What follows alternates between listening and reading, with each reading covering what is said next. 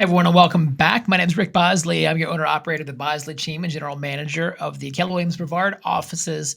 And today I want to give you a little bit of insight of what we think is going to happen in the next 3, 6, 9, even 12 months. The further out we go, the less predictable it is, but we have great data going back 24 months. We're going to use that data. We're going to look for trends. We're going to do real estate insights, real estate by the numbers, because we can only control what we're in right now and we can project what we're going to be. That's today's episode. Thanks for watching. Thanks for listening. We'll be right back.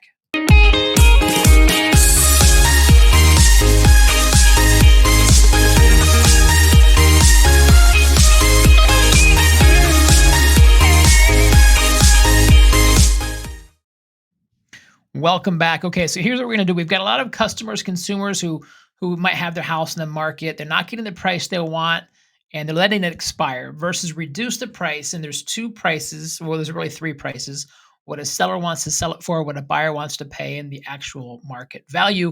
We're seeing it trend towards the buyer's favor right now. We're seeing prices stay flat or go down. We're going to take a look at that.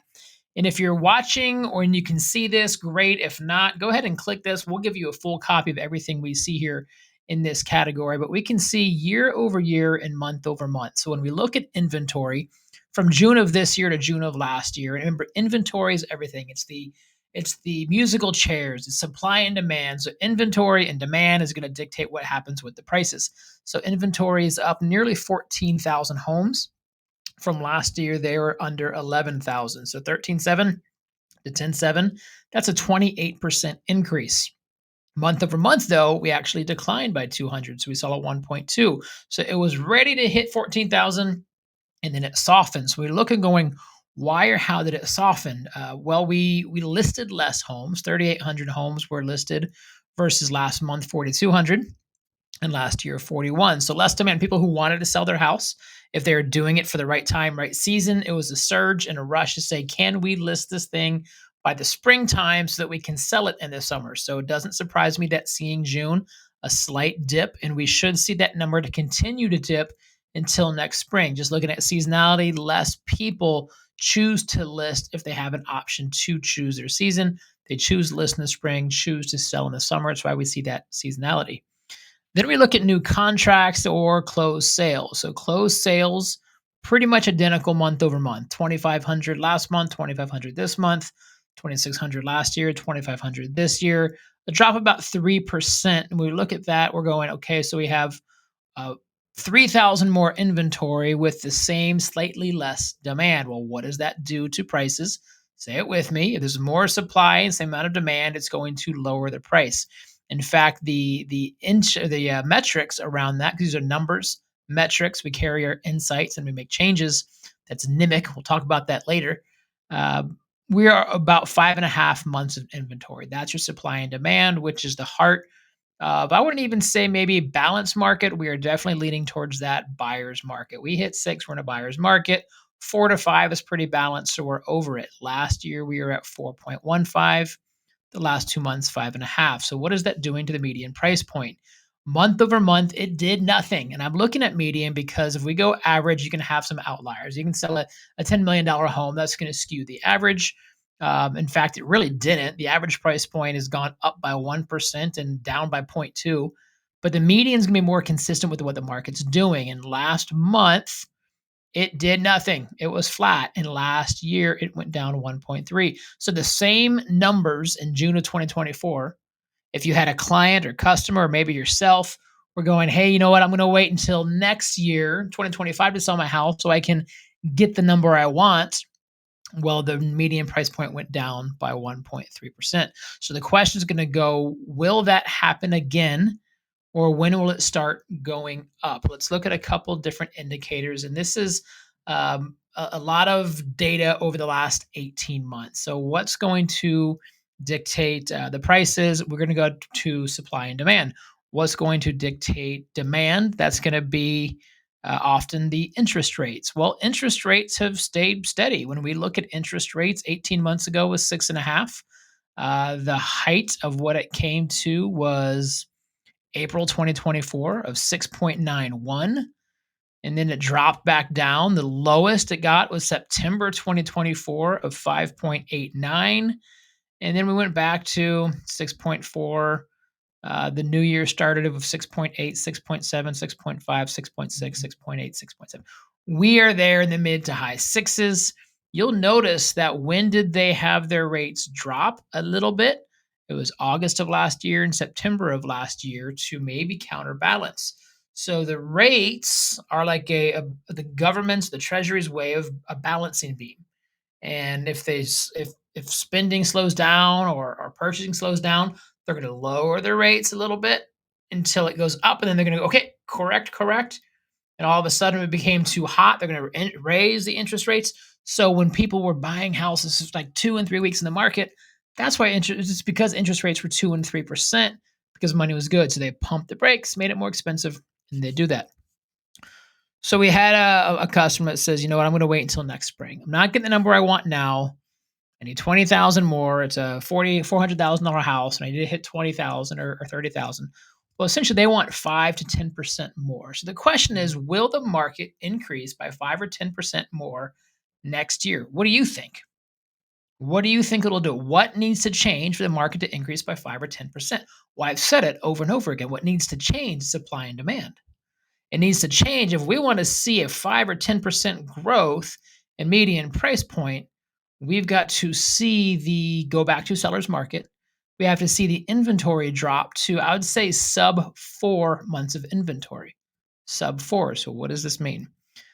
We've been selling about 2,500 homes. You can see here our where are we at? Our closed sales in the last 12 months. I'm going to read them out if you're not watching. 2513, 2551, 2459, 2408. Last 4 months, we can agree 2,400. Then February, January, December, 1,800, 1,500, 2,100, 1,800, 2,000, 22, 26, 26.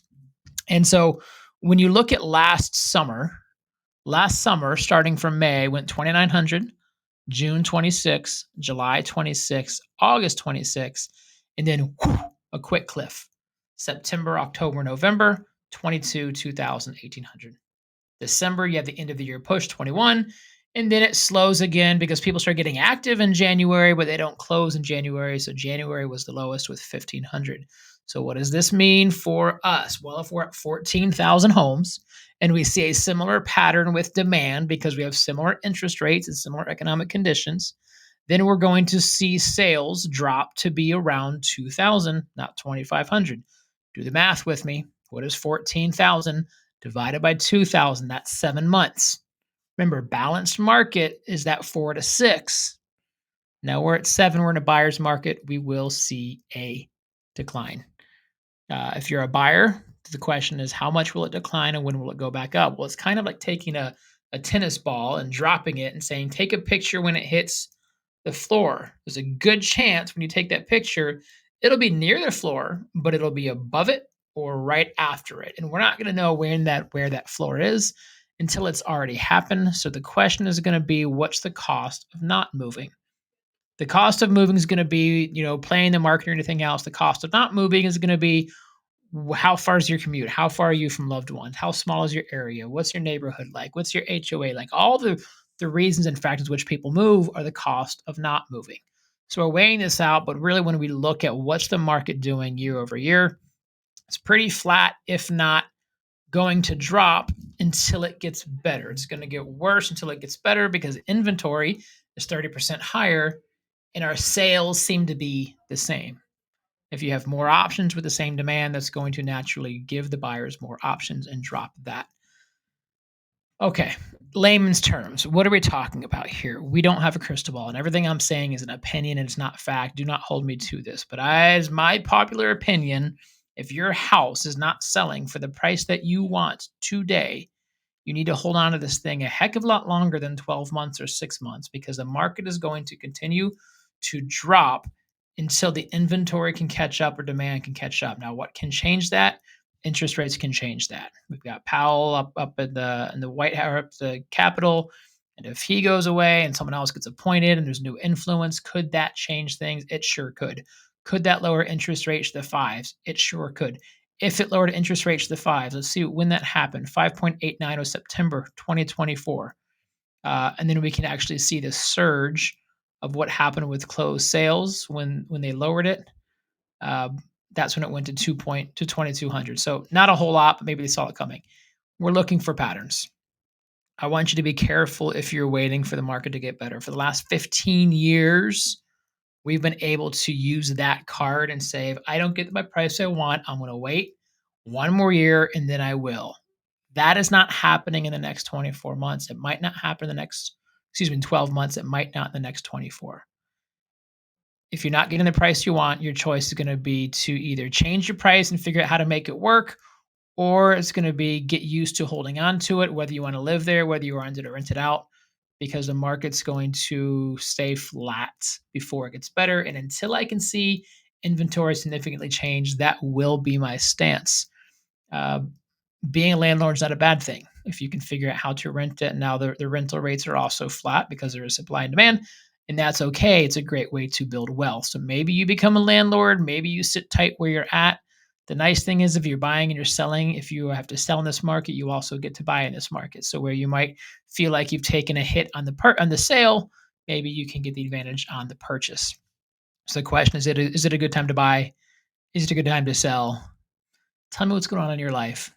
And if you need to move, you need to buy, you need to sell, let's figure out the best way and the best option and the best way forward.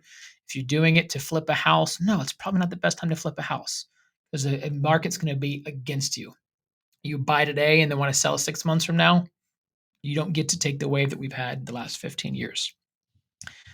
Anyway, that is the state of the market. That's us looking at the numbers by the numbers, and I trust it helps you. And if you have any questions specifically to your real estate goals, your real estate plans, let us be your trusted advisor. We'd love to be able to give you some additional real estate insights. Thanks for watching once again. My name is Rick Bosley with the Bosley team and Keller Williams Realty. Have a great day. Take care.